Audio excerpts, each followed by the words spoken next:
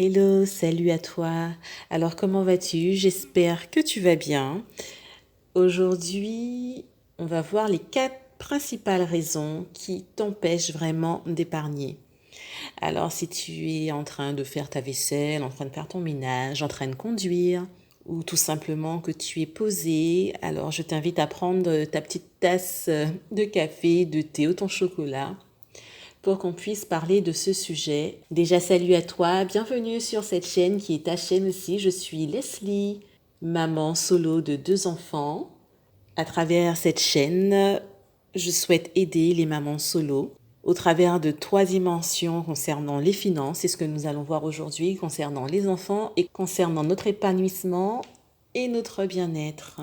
Alors, si tu veux faire partie de notre communauté, je t'invite tout de suite à t'abonner à la chaîne, à bien appuyer sur la cloche des notifications pour être au courant des prochains contenus qui sortiront au fur et à mesure chaque semaine. Alors, les principales raisons qui nous empêchent vraiment d'épargner. Donc il y en a. Alors la première, il faut l'admettre, c'est de vouloir être comme les autres, faire comme tout le monde en fait, et sans tenir compte vraiment de ce que l'on gagne, de nos entrées d'argent, de notre salaire, vouloir mener un train de vie qui finalement ne correspond pas à ce que l'on reçoit, à ce que l'on gagne comme salaire ou comme rente qui puisse arriver sur le compte. Alors il faut l'admettre que quand on vit au-dessus de nos moyens, c'est souvent justement par rapport au paraître, même si ça a l'air inconscient, même si on se dit non, non, moi je m'en fiche, etc. Mais on a envie en fait de faire partie de cette société tout simplement et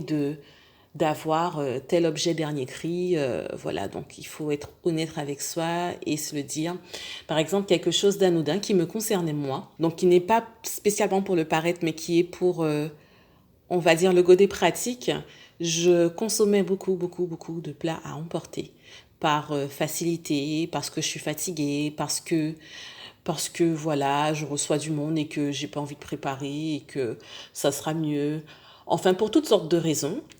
Mais lorsque l'on cumule ces dépenses, ça monte très très vite et on se rend compte, si on doit faire le calcul, qu'il s'agit d'une grosse enveloppe. On veut pouvoir offrir peut-être la dernière console à son enfant. Alors tout ça, on peut le faire, mais peut-être en passant justement à l'étape.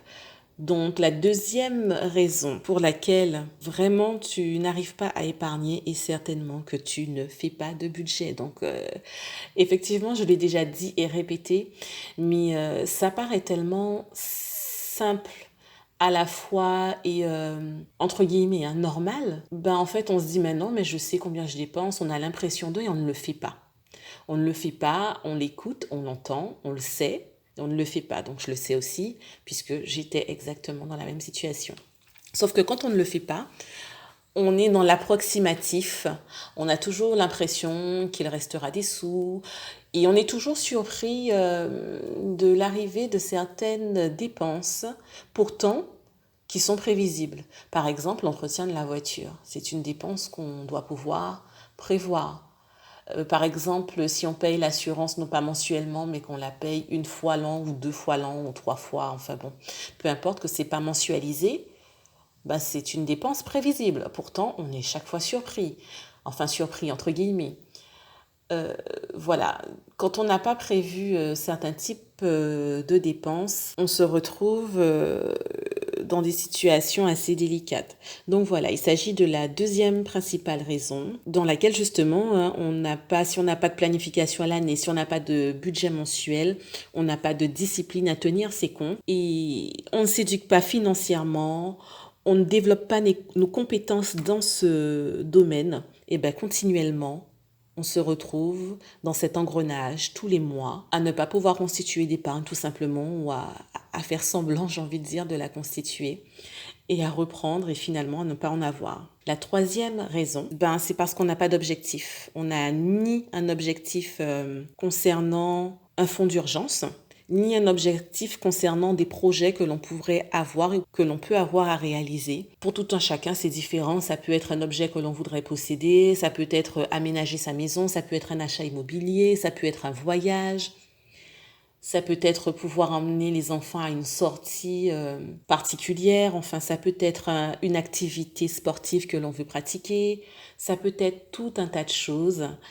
Et lorsque l'on n'a pas d'objectif clair, passionnant, qui nous motive, eh ben, finalement, on ne fait pas ces économies, on ne peut pas les faire. Et la quatrième raison principale, qui n'est pas des moindres, et j'en ai déjà parlé, d'ailleurs, je ferai un contenu spécifique par rapport à ça, concerne les croyances limitantes que l'on peut avoir.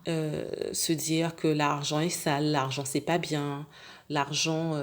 Alors souvent on se le dit parce qu'on l'a entendu depuis tout petit, c'est ancré dans le cerveau. Être riche ne rend pas plus heureux, les gens qui ont de l'argent ce sont des gens qui sont pas bien, les riches ce sont pas des gens bien. Donc qui empêche finalement de passer à une étape supérieure et de pouvoir justement épargner et peut-être pouvoir investir par la suite pour pouvoir avoir de l'argent et faire fructifier notre portefeuille. Ces croyances aussi, sans pour autant avoir baigné dans une famille où on entend ces propos, cela peut venir juste des parents qui peut-être avaient des fins de mois très difficiles et qui avaient des propos du type « ah, l'argent c'est difficile à avoir, l'argent c'est difficile à gagner, etc. » où l'on se rend compte qu'on est dans le manque.